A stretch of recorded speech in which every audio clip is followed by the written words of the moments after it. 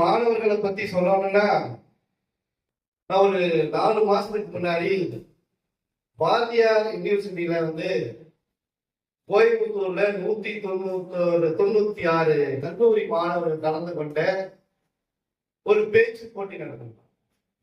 எல்லாரும் போன்ல தான் வச்சிருக்காங்க, போன்ல தான் இருக்காங்க, கம்ப்யூட்டர் தான் இருக்காங்க அப்படின்னு பார்க்க போகும்போது அந்த 650 மாணவர்கள் 190 கல்லூரியிலிருந்து வந்த மாணவர்கள் சமூக நீதி பற்றியும் தீண்டாமை பற்றியும் மக்கள் ஒற்றுமை பத்தி பேசும்போது நானே மாணவர்கள்லாம் இந்த அளவுக்கு இவ்வளவு ஒரு டேலண்டா இருக்காங்க அப்படிங்கறத பார்த்தேன்.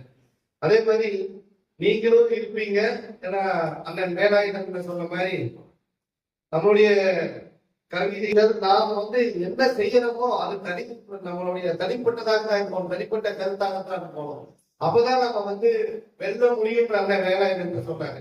அது மாதிரி நீங்க எல்லாம் இந்த சமூகத்துல ஒரு மாற்றத்தை உருவாக்கணும்னா ஒரு சமூக ஒற்றுமை, மத நல்லிணக்கம், அதே மாதிரி இன்னைக்கு போதை பொருளுக்கு எதிராகவும் நீங்க எல்லாம் போராடணும் கூறி இந்த மாதிரி இந்த கவிதை போட்டிகள் எல்லாம் நீங்க கொண்டு வரும்போது நீங்க வெற்றி பெறணும்.